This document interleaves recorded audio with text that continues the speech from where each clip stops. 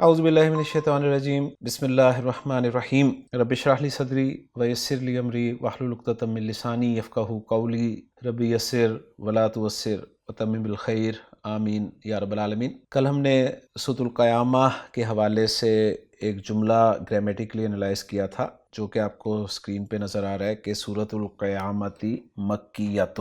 اس جملے میں تمام الفاظ کو ہم نے دیکھ لیا تھا کہ کلمہ کی قسم اسم سے تعلق رکھتے ہیں، اور پھر تفصیل سے ہم نے ہر اسم کا CNGs ٹیسٹ جو ہے وہ مکمل کیا تھا، اور اینڈ پہ ہم نے بنایا تھا جملہ، اور جملہ ہمارا جملہ اسمیہ بنا تھا، اور جملہ اسمیہ میں مبتدا اور خبر ہم نے فائنل کر لیے تھے۔ مبتدا ہمارا سورۃ القیامتی مضاف الیہ کی صورت میں سامنے آیا تھا، اور خبر ہماری مکیۃ کی صورت میں سامنے آئی تھی۔ اب ہم چلتے ہیں جی دوسرے جملے کی طرف، جو کہ نیچے آپ کو لکھا ہوا نظر آ رہا ہے کہ وَهِيَ 40 آیتن۔ صوبان کو دعوت دوں گا کہ اس جملے کے الفاظ پر پہلے بات کریں۔ ان الفاظ میں اسم کون سا ہے، فعل کون سا ہے، اور حرف کون سا ہے، اس حوالے سے ہم یہ بات کریں گے۔ جی صوبان۔ وہ حرف ہے واو حرف ہے، ٹھیک ہے۔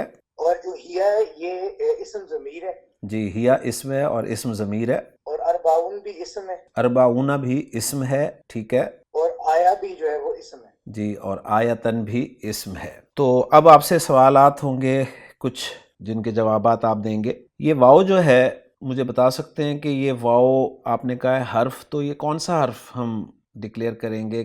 کون سا حرف اسے ہم کہیں گے؟ کون سا حرف ہے واو؟ یہ واو عاطفہ ہے۔ واو عاطفہ ہے، ویری گڈ۔ یہ واو عاطفہ ہے۔ واو عاطفہ جو ہے کن معنی میں استعمال ہوتا ہے؟ جہاں پہ ہم موصوف اور موصوف علیہ ڈیفائن کرتے ہیں، جی جی، یعنی اور کے معنی میں یہ ہم استعمال کرتے ہیں، اور کے یعنی معنی میں چیز دو جملے جوڑنے کے لیے یا دو الفاظ کو ملانے کے لیے ہم واو عاطفہ کا استعمال کرتے ہیں۔ اچھا صوبان، اگر کوئی آپ سے سوال کرے کہ اچھا جی آپ نے عربی سیکھی ہے، ایک واو قسمیہ بھی ہوتا ہے جو کہ شروع میں آتا ہے، تو وہ اگر آپ سے پوچھے کہ یہ واو قسمیہ کیوں نہیں ہے تو کیا جواب دیں گے آپ؟ وہ اس لیے کہ واو قسمیہ کے آگے جو اسم آتا ہے وہ حالت جر میں ہوتا ہے، کیونکہ وہ مرکب جاری کے طور پہ استعمال ہوتا ہے۔ ماشاءاللہ ماشاءاللہ۔ تو آگے جو اسم ہے وہ ظاہر بات ہے مجرور ضمیر نہیں ہے، ایسے ہی ہے نا؟ جی مجرور نہیں ہے، ماشاءاللہ جی مجرور ماشاءاللہ نہیں ہے۔ ماشاءاللہ، بالکل ٹھیک ہے۔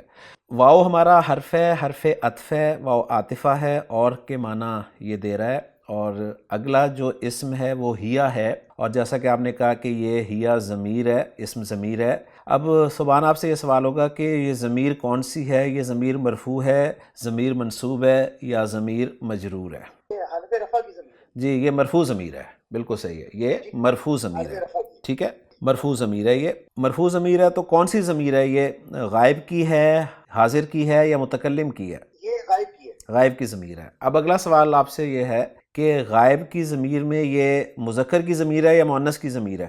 یہ مونس کی ہے۔ مؤنث کی ضمیر ہے۔ اگلا سوال یہ ہے کہ عدد کے اعتبار سے یہ واحد کی ضمیر ہے، مثنیٰ کی ضمیر ہے، یا جمع کی ضمیر ہے؟ یہ واحد کی ہے۔ واحد کی ضمیر ہے، ماشاءاللہ۔ اور ضمائر کے حوالے سے آپ جانتے ہیں کہ ضمائر سارے معرفہ ہوتے ہیں، ٹھیک ہو گیا؟ تو چونکہ ہم نے اسے اسم کہا ہے تو ہم ظاہر بات ہے اس کا CNGs لازمی کریں گے، ٹھیک ہے، اس لیے ہم نے اس کا بھی مکمل طور پہ CNGs کر لیا ہے۔ ضمیر کے حوالے سے آپ جانتے ہیں کہ ضمیر جو ہے یہ کسی نہ کسی اسم کی طرف لوٹتی ہے، تو آپ کے خیال میں یہ جو ہیا کی ضمیر ہے یہ کس طرف لوٹ رہی ہے؟ اس کا مرجع کیا ہے؟ یہ سورہ کی طرف لوٹ۔ جی ماشاءاللہ، یہ سورہ کی طرف لوٹ رہی ہے، کیونکہ سورہ مؤنث ہے، واحد ہے، اس لیے ہیا کی ضمیر بھی جو ہے وہ واحد مؤنث کی استعمال کی گئی ہے، ماشاءاللہ۔ اعراب القرآن جو ہمارا سلسلہ ہے لسان القرآن چینل پہ، اس میں ہم نے کوشش یہ کی ہے کہ الفاظ کو کلر بھی دیے جائیں تاکہ پہچان ہو جائے۔ ہم نے اس میں 3 بنیادی کلرز استعمال کیے ہیں۔ اسم کے لیے ہم نے بلو کلر استعمال کیا ہے، فعل کے لیے ہم نے گرین کلر استعمال کیا ہے، اور فعل میں صرف حروف مادہ کے لیے یعنی روٹ لیٹرز کے لیے ہم نے گرین کلر کو استعمال کیا ہے، اور حرف کے لیے ہم نے ریڈ کلر کو استعمال کیا ہے۔ تو یہ 3 کلرز ہیں، یہ آپ کے ذہن میں ہونی چاہیے۔ بلو کلر جو ہے وہ اسم کو ظاہر کرتا ہے، گرین کلر روٹ لیٹرز کو ظاہر کرتا ہے فعل میں، اور ریڈ کلر جو ہے وہ حرف کو شو کرتا ہے۔ کوئی بھی حرف ہوگا ہم اسے ریڈ کلر سے شو کریں گے، فعل کے حروف مادہ کو ہم روٹ لیٹرز کو گرین کلر سے شو کریں گے، اور اسم کو ہم بلو کلر سے شو کریں گے۔ لیکن اسم کون سا اسم؟ ضمائر کے علاوہ والا اسم، یعنی ضمائر کو ہم نے الگ رنگ دیے ہیں۔ ضمائر کے علاوہ جو بھی اسم ہوگا، چاہے وہ اسم اشارہ ہو، چاہے اسم موصول ہو، کوئی بھی اسم ہو، علم ہو، نکرہ ہو، معرب لام ہو، کوئی بھی اسم ہو، ہم اسے بلو کلر سے شو کریں گے، لیکن جو ضمائر ہیں ان کے کلرز ہم مختلف رکھتے ہیں۔ اس میں آپ کو واضح کر دوں کہ جو مرفوع ضمائر ہیں ہمارے، ان کو ہم نے کلر دیا ہے براؤن کلر نا، تو مرفوع ضمائر براؤن کلر کے ساتھ آپ کو نظر آئیں گے۔ اچھا، اب مرفوع ضمائر بھی سبحان آپ کے علم میں ہوگا کہ دو طرح کے ہیں مرفوع ضمائر۔ ایک مرفوع ضمائر منفصل ہیں یعنی ڈیٹیچڈ ہیں، ٹھیک ہے، اور ایک مرفوع ضمائر ہمارے علماء کے نزدیک، گرامیٹیکل انالیسس کرنے والوں کے نزدیک، وہ متصل بھی ہوتے ہیں، اٹیچڈ بھی ہوتے ہیں، ٹھیک ہے، یعنی مرفوع ضمائر ڈیٹیچڈ بھی ہیں اور اٹیچڈ بھی ہیں۔ اسی طرح منصوب ضمائر ڈیٹیچڈ بھی ہیں، اٹیچڈ بھی ہیں۔ مجرور ضمائر صرف اٹیچڈ ہوتے ہیں، وہ ڈیٹیچڈ نہیں ہوتے، یعنی مرفوع اور منصوب ضمائر منفصل بھی ہوتے ہیں اور متصل بھی ہوتے ہیں، جبکہ مجرور ضمائر صرف اور صرف متصل ہوتے ہیں۔ اب یہ جو اٹیچ ضمائر ہیں مرفوع، وہ کون سے ہیں؟ یہ بات آپ کے ذہن میں کلیئر ہونی چاہیے کہ جو فعل ماضی کی گردان ہے اور فعل مضارع کی گردان ہے، ان میں ہم ضمائر مرفوع متصل جو ہے وہ تلاش کرتے ہیں، وہ ڈھونڈتے ہیں۔ مثلا میں آپ کے سامنے ایگزامپل رکھتا ہوں۔ مثلا ہمارے پاس ذہبہ یذہبو کی گردان ہے، اس میں ذہبہ سے میں گردان کروں تو جو ذہبہ کا پہلا صیغہ ہمارا بنتا ہے، اس میں جو ہوا کی ضمیر ہے اس کو گرامر والے کہتے ہیں کہ یہ ضمیر مرفوع متصل ہے، ٹھیک ہے، یعنی اس کے اندر جو ضمیر ہے اس کو وہ متصل ضمیر کہتے ہیں، ہوا کی ضمیر۔ اس کے بعد جو ذہبا والا صیغہ ہے، اس میں جو الف نظر آ رہا ہے جس سے ہم ہما کو پہچانتے ہیں، اس الف کو گرامر والے کہتے ہیں کہ یہ ضمیر ہے اور یہ ضمیر مرفوع متصل ہے، ٹھیک ہے۔ اسی طرح تیسرا لفظ جو ہے ذہبو، جس میں ہم واؤ کے ذریعے سے ہم کو پہچانتے ہیں، گرامر والے کہتے ہیں کہ یہ جو واؤ ہے یہی ضمیر ہے اور یہ ضمیر مرفوع متصل ہے۔ کلیئر ہو گیا؟ تو یہ آپ اچھی طرح سے یاد کر لیں گے، آگے ہمیں ہیلپ کرے گی انشاءاللہ تعالی، کہ ماضی کا پہلا صیغہ، اس میں ضمیر ہوا جو ہے وہ ضمیر مرفوع متصل ہے، دوسرے صیغے میں الف ضمیر مرفوع متصل ہے، تیسرے صیغے میں واو ضمیر مرفوع متصل ہے، پھر چوتھے صیغے میں جو مؤنث کا صیغہ ہے، واحد مؤنث کا صیغہ، اس میں ہیا ضمیر جو ہے وہ مرفوع متصل ضمیر ہے، ٹھیک ہو گیا۔ اس کے بعد پانچواں صیغہ جو ہے ذہبتا، اس میں الف جو ہے وہ ضمیر مرفوع متصل ہے۔ تا جو آپ نے دیکھی ہے ذہبت میں اور ذہبتا میں، وہ تا جو ہے وہ علامت تانیث ہے، مؤنث کی علامت ہے، وہ ضمیر نہیں ہے، ذہن میں رکھیے گا، ٹھیک ہے۔ یہ اچھی طرح آپ نے سمجھنا ہے تاکہ ہمیں آگے انالیسس کرنے میں آسانی ہو۔ اس کے بعد جو چھٹا صیغہ ہوتا ہے ذہبنا، ذہبنا میں گرامر والوں کے نزدیک یہ جو نون ہے یہ ضمیر مرفوع متصل ہے، ٹھیک ہے، یعنی اس نون کے ذریعے سے ہم ہنہ کو پہچانتے ہیں نا۔ تو 6 صیغوں میں جو ضمائر ہیں وہ ایک دفعہ آپ دہرا دیں، پہلے صیغے میں ہوا ہے، دوسرے میں الف ہے، تیسرے میں واو ہے، چوتھے میں ہیا ہے، پانچویں میں الف ہے اور چھٹے میں نون ہے، اوکے جی۔ اس کے بعد 7ویں صیغے میں ذہبتا میں تا ضمیر مرفوع متصل ہے۔ اس کے بعد اگلے صیغے میں ذہبتما میں تما ضمیر مرفوع متصل ہے۔ اس کے بعد اگلے صیغے ذہبتم میں تم ضمیر مرفوع متصل ہے۔ اس کے بعد اگلے صیغے ذہبتی میں تی ضمیر مرفوع متصل ہے۔ ذہبتما تما ضمیر مرفوع متصل ہے۔ ذہبتنا میں تنا ضمیر مرفوع متصل ہے۔ تو سیکنڈ پرسن کے بھی سارے ضمائر میں نے آپ کو بتا دیے، اور پھر 13ویں صیغے میں ذہبتو میں تو ضمیر مرفوع متصل ہے، اور آخری صیغے ذہبنا میں نا ضمیر مرفوع متصل ہے۔ تو یہ جو 14 ضمیریں میں نے آپ کے سامنے بولی ہیں، یہ آپ نے ذہن میں رکھنی ہے۔ اگر میں آپ سے پوچھوں کہ جی ضمائر مرفوع متصل کون سے ہوتے ہیں، تو آپ کا جواب ہوگا کہ یہ ضمائر صرف ماضی اور مضارع کی گردان میں پائے جاتے ہیں، ٹھیک ہے۔ ماضی کی گردان میں جو ضمائر مرفوع متصل ہیں وہ ہوا، الف، واو، ہیا، الف، نون، تا، تما، تم، تی، تما، تنا، تو اور نا ہے، ٹھیک ہے۔ اور ان 14 ضمائر میں سے جو پہلے اور چوتھے لفظ کے ضمائر ہیں نا، جنہیں ہم نے ہوا اور ہیا کہا ہے، ان کو وہ کہتے ہیں کہ یہ ضمائر مرفوع مستتر ہیں، یعنی چھپے ہوئے ہیں. ٹھیک ہے، مستتر ٹرمینالوجی یوز کرتے ہیں وہ. یہ میں ٹرمینالوجیز آپ کو اس لیے بتا رہا ہوں کہ جب بھی آپ گرامیٹیکل انالیسس کا کوئی بھی کام دیکھتے ہیں کہیں بھی، تو وہاں پر یہ ٹرمینالوجیز استعمال کی جاتی ہیں، اور یہ ٹرمینالوجیز آپ کو فائدہ دیں گی انشاءاللہ تعالیٰ. تو پہلے اور چوتھے صیغے میں جو ضمائر ہیں ہوا اور ہیا، وہ ضمائر مرفوع متصل مستتر ہیں. ٹھیک ہے، مستتر چھپے ہوئے ہیں. اور جو باقی ہمیں الف، نون، تا، تو کی شکل میں نظر آ رہے ہیں، ان کو وہ کہتے ہیں ضمائر مرفوع متصل بارز. بارز مین جو نظر آ رہے ہیں. ٹھیک ہے، تو ماضی کی گردان کے جو 14 ضمائر ہیں وہ میں نے آپ کو بتا دی ہیں. 14 ضمائر میں 2 ضمیریں جو ہیں وہ مستتر ہیں، اور 12 ضمیریں جو ہیں وہ بارز ہیں. کلیئر ہو گیا؟ ٹھیک ہو گیا جی. اب اسی طرح جو مضارع کی گردان ہے، فعل مضارع کی گردان یعنی یذہب کی گردان ہے، یذہب، یذہبانی، یذہبونا، تذہب، تذہبانی، یذہبنا، تذہب، تذہبانی، تذہبونا، تذہبینا، تذہبانی، تذہبنا، اذہب اور نذہب. ان میں ضمائر مرفوع متصل کون کون سے ہیں؟ ٹھیک ہے، اب وہ بتانے لگا ہوں آپ کو. ماضی کے تو میں نے آپ کو بتا دیے، اب میں آپ کو مضارع کے ضمائر مرفوع متصل بتانے لگا ہوں. مضارع میں پہلے صیغے میں ہوا ضمیر جو ہے وہی ضمیر ہے، ضمیر مرفوع ہے، اور وہ ضمیر مستتر ہے، یعنی چھپی ہوئی ہے، نظر ہی نہیں آ رہی ہے آپ کو. ٹھیک ہو گیا؟ اس کے بعد جو دوسرا صیغہ ہے یذہبانی، اس میں گرامر والے کہتے ہیں کہ ہم نے تو کہا ہے نا آنی کی آواز سے ہم پہچانتے ہیں مضارع میں، لیکن گرامر والے کہتے ہیں کہ اصل میں نون تو ڈراپ ہو جاتا ہے جب مضارع منصوب ہوتا ہے یا مجزوم ہوتا ہے. ٹھیک ہے نا، تو وہ کہتے ہیں اس نون کا کوئی اعتبار نہیں ہے، اصل میں یہ جو الف آپ کو نظر آ رہا ہے یہی ضمیر مرفوع متصل بارز ہے. ٹھیک ہے، یذہبانی میں یا تو علامت مضارع ہو گئی، زال، ہا اور با جو ہیں وہ حروف مادہ ہو گئے. اب الف اور نون سے نہیں بچا ہے.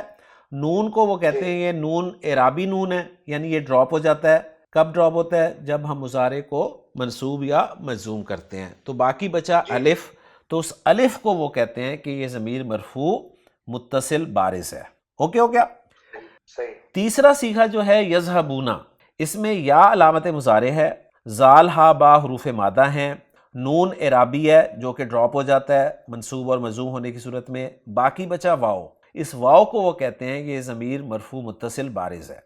ٹھیک ہے، یعنی رزلٹ یہ نکلا کہ جس طرح ماضی کے پہلے 3 صیغوں میں ہوا، الف اور واو ایز اے فائل یوز ہوئے تھے، اسی طرح مضارع کے بھی پہلے تینوں صیغوں میں ہوا، الف اور واو جو ہیں وہ ضمائر مرفوع ایز اے فائل یوز ہوتے ہیں.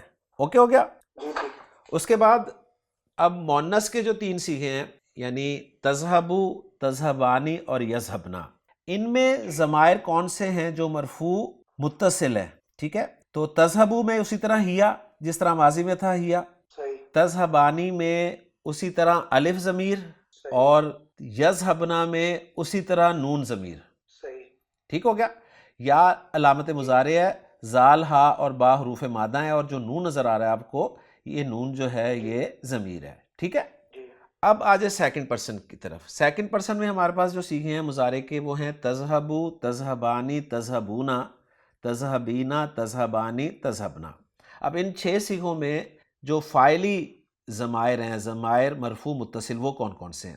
تذہب میں اب گرامر والے کہتے ہیں کہ جو انتا کی ضمیر ہے نا، یہ ضمیر مرفوع متصل مستتر ہے. ٹھیک ہے، ماضی میں وہ تا کی صورت میں ہمیں نظر آ رہی تھی، لیکن مضارع میں وہ مستتر ہے، یعنی ماضی میں وہ بارز تھی اور مضارع میں وہ مستتر ہے، یعنی چھپی ہوئی ہے. ٹھیک ہو گیا؟ صحیح ہے. اس کے بعد تذہبانی میں اسی طرح الف ضمیر ہے، تذہبونا میں اسی طرح واو ضمیر ہے. ٹھیک ہے، تذہبینا میں بڑی انٹرسٹنگ ضمیر ہے اور وہ ہے یا. وہ کہتے ہیں یہ جو یا نظر آ رہی ہے نا آپ کو، یعنی تا تو علامت مضارع ہو گئی، زال، ہا اور با روٹ لیٹرز ہو گئے. ٹھیک ہے، اب بچا یا اور نون. نون جو ہے یہ نون اعرابی ہے جو کہ مضارع کو منصوب اور مجزوم کرتے ہوئے ڈراپ کر دیا جاتا ہے. تو باقی بچا یا. تو یہ جو یا ہے بیچ میں، یہ ہے ضمیر مرفوع متصل بارز نظر آ رہی ہے آپ کو، واحد مؤنث حاضر کی. کلیئر ہو گیا؟ اس کے بعد تذہبانی الف ضمیر اور تذہبنا نون ضمیر. اوکے، اب دو سیکھے بچے متکلم کے، اذہبو اور نذہبو. ان سیکھوں میں اذہبو میں وہ کہتے ہیں کہ انا ضمیر مرفوع متصل مستتر ہے، اور نذہبو میں نحنو کی ضمیر مرفوع متصل مستتر ہے. یعنی رزلٹ یہ نکلا کہ ماضی کی گردان میں صرف دو ضمیریں جو تھیں وہ مستتر تھیں اور 12 بارز تھیں. ایسے ہی ہے نا؟ جی ایسے ہی ہے جی. مضارع کی گردان میں 5 ضمیریں مستتر ہیں. کون کون سی؟ ہوا پہلے سیکھے کی، ہیا چوتھے سیکھے کی، ٹھیک ہے، انتا 7ویں سیکھے کی، انا 13ویں سیکھے کی، نحنو 14ویں سیکھے کی. ٹھیک ہے، یعنی 5 ضمیریں مضارع کی گردان میں مستتر ہیں اور باقی بارز ہیں. ٹھیک ہو گیا؟ تو میں نے بہت تفصیل سے آپ کو یہ بتا دیا ہے. اس کی وجہ یہ ہے کہ آپ اب جب بھی کوئی گرامیٹیکل انالیسس کھولیں گے، صحیح، جو عربی میں کام کیا گیا ہے، وہ ضمائر کو، مرفوع متصل ضمائر کو اسی طرح سے ڈسکس کریں گے. ٹھیک ہے، اسی طرح ایڈریس کریں گے تاکہ آپ کو پریشانی نہ ہو. ٹھیک ہو گیا؟ تو اب وہ جو چارٹ ہم نے لسان القرآن کورس میں پڑھا ہوا ہے نا، ضمائر کا، ہوا ہما ہم، ہیا ہما ہننا، انتا انتما انتم، انتی انتما انتنا، انا اور نحنو، وہ ضمائر مرفوع ہیں، بالکل ہیں. وہ ضمائر مرفوع منفصل ہیں، ڈیٹیچڈ ہیں، سیپریٹ ہیں. ان کا استعمال عربی عبارت میں کہاں کہاں ہوتا ہے، یہ اگلی بات ہم نے جاننی ہے. ضمائر مرفوع منفصل جو ہیں، یعنی جو سیپریٹ ہیں، جو ڈیٹیچڈ ہیں، ان کا استعمال عربی عبارت میں کہاں کہاں ہوتا ہے. ٹھیک ہے، تو ان کا ایک موٹا استعمال میں آپ کو بتا رہا ہوں، ایک موٹا استعمال ضمائر مرفوع منفصل کا، کہ یہ جملہ اسمیہ میں بطور مبتدا استعمال ہوتے ہیں. ان کا دوسرا استعمال آگے آئے گا تو میں بتاؤں گا، ابھی ساری معلومات میں اکٹھی آپ کو نہیں دے رہا. صحیح ہے؟ مجھے یہاں پر ایک لطیفہ یاد آ گیا، وہ بھی آپ کے ساتھ شیئر کرتا چلوں. الیاس صاحب، ایک استاد نے نا لیکچر بڑی محنت سے تیار کیا. جب وہ کلاس میں گیا تو کلاس میں صرف ایک اسٹوڈنٹ بیٹھا تھا، باقی سارے اسٹوڈنٹس ایبسنٹ تھے. تو اسے بڑی مایوسی ہوئی. اس نے کہا کہ یار میں نے اتنی محنت سے لیکچر تیار کیا ہے، اب اسٹوڈنٹ ایک ہی بیٹھا ہے. اس نے کہا چلو میں اسی سے پوچھتا ہوں. اس نے کہا بیٹا بتاؤ میں کیا کروں، اب میں نے تو بڑی محنت سے لیکچر تیار کیا اور اب آپ اکیلے ہو، اب میں کیا کروں؟ اس نے کہا کہ سر میں تو ایک دیہاتی سا بندہ ہوں، یعنی پینڈو بچہ ہوں میں، مجھے تو نہیں پتا، بس میں اتنا جانتا ہوں کہ جب میں بھینسوں کے لیے چارہ لے کے جاتا ہوں نا، تو اگر ایک بھینس بھی ہو تو میں اسے چارہ ضرور دیتا ہوں. ٹھیک ہے، تو میں اسے چارہ ضرور دیتا ہوں. اچھا، استاد نے جب اس کی یہ بات سنی تو بڑا امپریس ہوا. اس نے کہا کہ کیا بات کی ہے اس نے. اس نے کہا ٹھیک ہے بیٹا بیٹھو. پھر استاد نے لیکچر دیا، اور ایسا لیکچر دیا کہ اس سے بہترین لیکچر اس نے کبھی نہیں دیا ہوگا. جب اس نے لیکچر دے دیا نا، اب اگلی بات دلچسپ ہے سننے والی. جب اس نے لیکچر دے دیا تو اس نے پھر اس بچے سے پوچھا کہ بیٹا لیکچر کیسا لگا؟ اس نے کہا سر میں تو ایک پینڈو بچہ ہوں، زیادہ تو مجھے پتہ نہیں ہے، میں بس صرف اتنا جانتا ہوں کہ جب میں چارہ لے کے جاتا ہوں نا بھینسوں کے پاس، اور ایک بھینس مجھے نظر آ جاتی ہے تو میں پھر ساری بھینسوں کا چارہ ایک ہی بھینس کے آگے نہیں ڈال دیتا.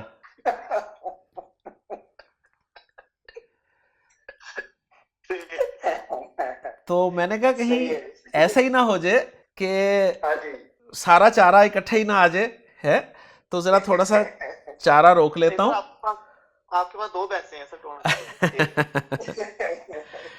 تو تھوڑا سا میں روک رہا ہوں.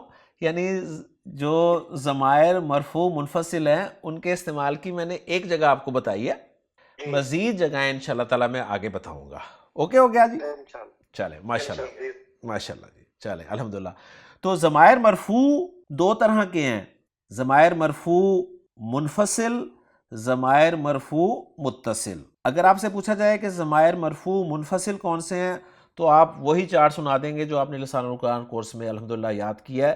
ہوا ہما ہم، ہیا ہما ہننا، انتا انتما انتم، انتی انتما انتنا، انا اور نحنو. اور اگر آپ سے پوچھا جائے گی جی ضمائر مرفوع متصل کون سے ہیں تو آپ کا جواب ہوگا جی یہ ضمائر صرف فعل ماضی اور فعل مضارع کی گردان میں پائے جاتے ہیں، اور ماضی کی گردان میں ضمائر مرفوع متصل جو ہیں یہ 2 مستتر ہیں اور 12 بارز ہیں۔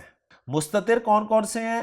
ہوا اور ہیا مستتر ہیں، اور بارز کون کون سے ہیں؟ الف مثنیٰ کے لیے، واو جمع مذکر کے لیے، اور تا کے ساتھ الف مثنیٰ مؤنث کے لیے، نون جمع مؤنث کے لیے۔ ٹھیک ہو گیا؟ اور پھر تا، تما، تم، تی، تما، تنا، یہ تو بہت ہی سمپل ہیں، یہ تو بتا رہے ہیں کہ ہم کون ہیں۔ اور تو، یہ تو ہم نے اچھی طرح یاد کیا کہ تو سے مراد میں ہوں، اور نا سے مراد ہم ہیں۔ ٹھیک ہے نا؟ مضارع کی گردان میں 14 ضمائر میں سے 5 ضمائر جو ہیں وہ مستتر ہیں، ہوا، ہیا، انتا، انا اور نحنو، یہ مستتر ہیں۔ اور جو باقی بچے ہیں، باقی کتنے بچے ہیں؟ 14 میں سے 5 نکلے، باقی 9 بچے۔ 9 ضمائر جو ہیں وہ بارز ہیں، جن میں 4 جو ہیں وہ تو مثنیٰ کے ہیں، الف، 4 الف، ٹھیک ہے، وہ مثنیٰ کے ہیں۔ ٹھیک، باقی بچے 5 میں 2 جمع مذکر کے ہیں، واو، ٹھیک ہے، ایک جمع مذکر غائب اگر علامت مضارع یا لگی ہوگی تو، ایک جمع مذکر حاضر اگر علامت مضارع تا لگی ہوگی۔ ٹھیک ہو گیا؟ 2 یہ ہو گئے۔ اس کے بعد باقی بچے 3 میں سے 2 جمع مؤنث کے ہیں، نون، وہ نون جمع مؤنث غائب کا ہوگا اگر علامت مضارع یا لگی ہوگی، اور وہ نون جمع مؤنث حاضر کا ہوگا اگر علامت مضارع تا لگی ہوگی۔ ٹھیک ہے؟ اور ایک جو ضمیر بچی ہے بارز وہ ہے یا، اور وہ ایک ہی ضمیر ہے اور وہ واحد مؤنث حاضر کی ضمیر ہے۔ ٹھیک ہو گیا؟ تو اس سے پہلے میں نے کبھی اتنی تفصیل سے اور شد و مد سے میں نے ان ضمائر کو پہلے ذکر نہیں کیا، تو امید کرتا ہوں کہ اب کلیئر ہو گیا ہوگا۔ چلیں ماشاءاللہ جی۔ اب الیاس سے میں سوال کروں گا۔ الیاس، اگلا لفظ ہے جی اربعون۔ ہم نے کل جب لیکچر لیا تھا نا تو اس میں ہم نے اسم کی کچھ موٹی موٹی علامتیں پڑھی تھیں۔ ایک علامت ہم نے پڑھی تھی اسم کی کہ لفظ کے آخر میں گولتا ہو تو وہ اسم ہوتا ہے۔ دوسری علامت ہم نے پڑھی تھی اگر لفظ کے شروع میں الف لام ہو تو اسم ہوتا ہے۔ تیسری علامت ہم نے پڑھی تھی کہ اگر لفظ کے آخر میں تنوین ہو تو وہ اسم ہوتا ہے۔ تو یہ جو اوپر جملہ لکھا ہوا ہے سورۃ القیامۃ مکیۃ، ان 3 الفاظ میں اسم کی تینوں علامات نظر آ رہی ہوں گی آپ کو۔ اب اربعون بھی صوبان نے کہا ہے کہ اسم ہے، صحیح ہے۔ اب اربعون میں ہمیں اسم کی علامت ظاہر کوئی نظر نہیں آ رہی، ایسے ہی ہے نا؟ ٹھیک ہے نا؟ یعنی نہ گولتا ہے، نہ الف لام لگا ہوا ہے، نہ تنوین ہے، صحیح ہے۔ تو اسے ہم نے اسم کیوں کہا ہے؟ تو اس کا بھی جواب ہی سن لیں۔ اس کو ہم نے اسم اس لیے کہا ہے کہ جمع سالم مذکر ہونا بھی جو ہے نا یہ اسم کی علامت ہے، ٹھیک ہے۔ یعنی اونا کی آواز جو ہے نا یہ 2 جگہ پر آتی ہے۔ اونا کی آواز ایک اسم میں آتی ہے اور ایک مضارع میں آتی ہے۔ مضارع میں اور اسم جمع سالم مذکر میں ہم فرق کیسے کرتے ہیں؟ وہ علامت مضارع سے فرق کرتے ہیں۔ اگر علامت مضارع مل جائے ہمیں یا تا تو ہم کہتے ہیں جی یہ فعل مضارع کا صیغہ ہے، ورنہ اونا کی آواز جو ہے وہ اسم کی آواز ہوتی ہے۔ اوکے ہو گیا؟ تو اربعون جب آپ کے سامنے آیا تو آپ نے دیکھا اربعون اونا کی آواز ہے، تو یہ یا تو اسم ہے جمع سالم مذکر یا پھر یہ فعل مضارع ہے۔ اگر یہ فعل مضارع ہوگا تو شروع میں علامت مضارع یا تا لگی ہوگی، اور وہ دونوں نہیں لگی ہوئی، ایسے ہی ہے نا؟ تو اس کا نتیجہ یہ نکلا کہ یہ اسم ہے۔ ٹھیک ہو گیا؟ اب یہ اگر اسم ہے تو جمع سالم مذکر ہے تو اس کا واحد بھی ہونا چاہیے، تو اس کا واحد کوئی نہیں ہے، ذہن میں رکھیے گا۔ اربعون کے معنی ہے 40۔ اربعون کے کیا معنی ہے؟ 40۔ تو اربعون یہ اسم ہے لیکن یہ جمع سالم مذکر نہیں ہے، یہ جمع سالم مذکر نہیں ہے بلکہ یہ جمع سالم مذکر سے ملتا جلتا ہے۔ تو اس لیے یہ بھی ہے کہ جی گنتی کے جتنے بھی الفاظ ہوتے ہیں وہ سارے اسم ہی ہوتے ہیں۔ ماشاءاللہ، بہترین، آپ نے مسئلہ ہی حل کر دیا۔ سب سے آسان حل یہی ہے کہ گنتی 1 2 3 جتنی بھی گنتی ہوگی وہ سارے اسم ہوں گے، بس یہ میرا مسئلہ ہی آپ نے حل کر دیا۔ گنتی کو گرامر والے 4 حصوں میں تقسیم کرتے ہیں، گنتی 4 حصوں میں تقسیم کرتے ہیں، اس میں سے ایک حصہ صرف بتا رہا ہوں ابھی، وہ ایک حصہ ہے دہائیوں والا حصہ۔ دہائیوں میں صرف کتنے عدد آئیں گے؟ 20 30 40, 50, 60, 70, 80 اور 90. ٹھیک ہو گیا. یہ دہائیاں کہلاتی ہیں. اوکے. ان میں دہائیاں جو ہیں ان میں مذکر مونس نہیں ہوتا.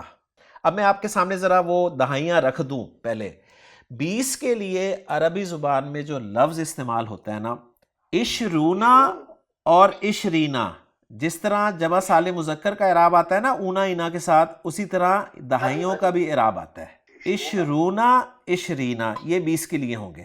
اچھا 30 کے لیے ثلاثونا ثلاثینا. صحیح ہے. 40 کے لیے اربعونا اربعینا. 50 کے لیے خمسونا خمسینا. 60 کے لیے ستونا ستینا. 70 کے لیے سبعونا سبعینا. 80 کے لیے سمانونا سمانینا. 90 کے لیے تسعونا تسعینا. اوکے ہو گیا؟ جی جی. اس میں اونا والے جو ہیں وہ سارے مرفوع ہیں، صحیح صحیح. اور اینا والے جو ہیں وہ منصوب اور مجرور ہیں. ٹھیک ہو گیا؟ تو اب آپ کو یہ پتہ چل گیا کہ اربعونا جو ہے یہ مرفوع استعمال ہوا ہے یہاں پہ. جی. اوکے ہو گیا؟ اور اس کا جی سر.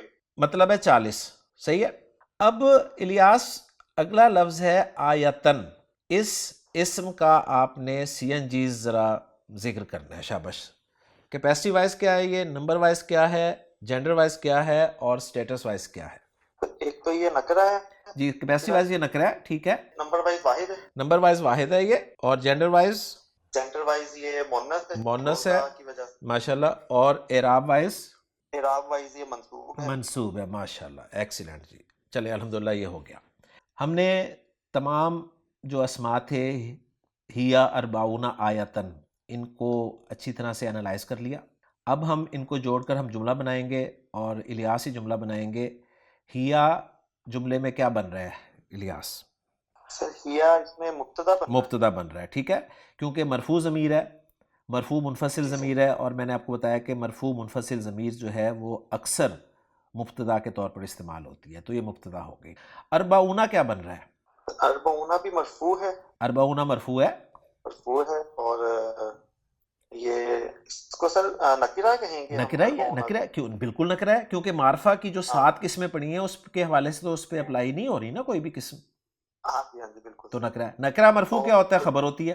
پھر یہ خبر ہوگی. یہ خبر ہوگی. اچھا اب یہاں پر ایک سوال پیدا ہوگا آپ کے ذہن میں کہ یار ہم نے پڑھا تھا جملہ اسمیہ میں مبتدا و خبر میں این جی برابر ہونا چاہیے.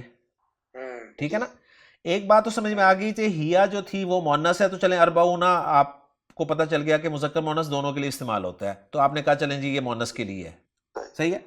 لیکن ہیا واحد ہے اور اربعونا ایکچولی یہ جمع نہیں ہے، جمع سے ملتا جلتا ہے. صحیح. ٹھیک ہے نا. تو اسے آپ نے جمع نہیں کہنا، یہ جمع ہے نہیں اصل میں.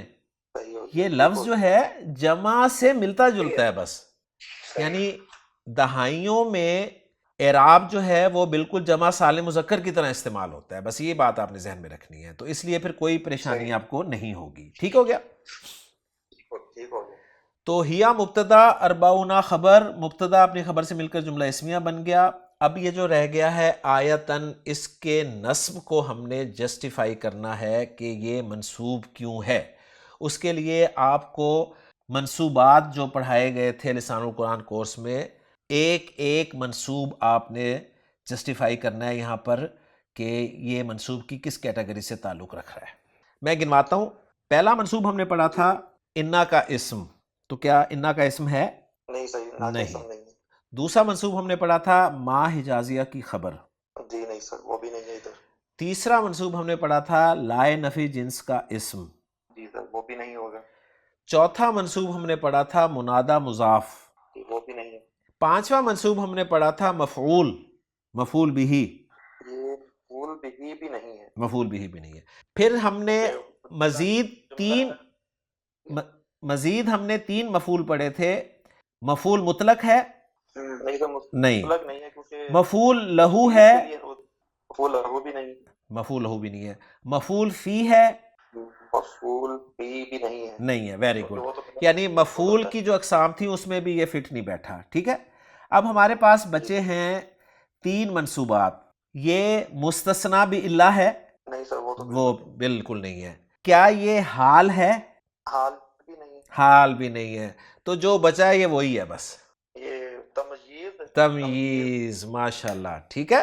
تو رزلٹ نکلا کہ جہاں بھی قرآن مجید میں آپ کے سامنے گنتی آ جائے نا تو گنتی کے بعد جو آپ کو منصوب اسم نظر آئے گا نا وہ تمیز کی بنا پہ منصوب ہوگا. اس کو ہم جوڑیں گے کیسے؟ تو آیتن تو تمیز ہو گیا، صحیح ہے.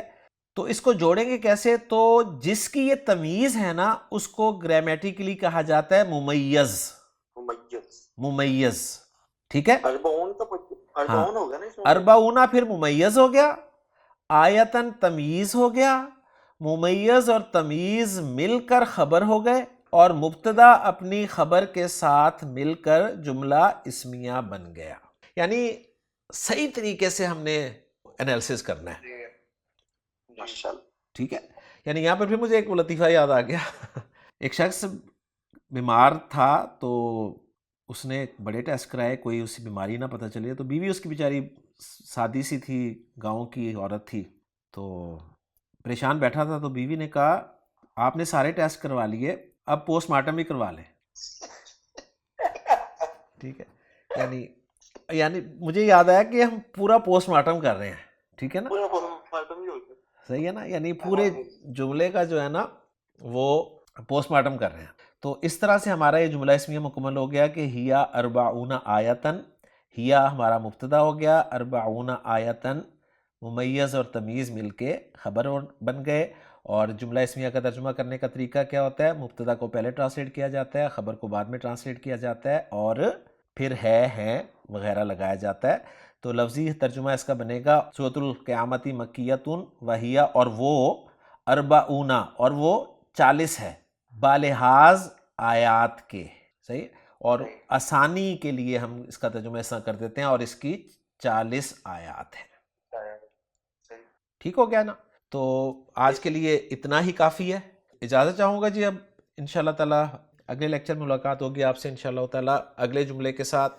سبحانک اللہم و بحمدک اشہد ان لا الہ الا انت استغفرک و اتوب الیک.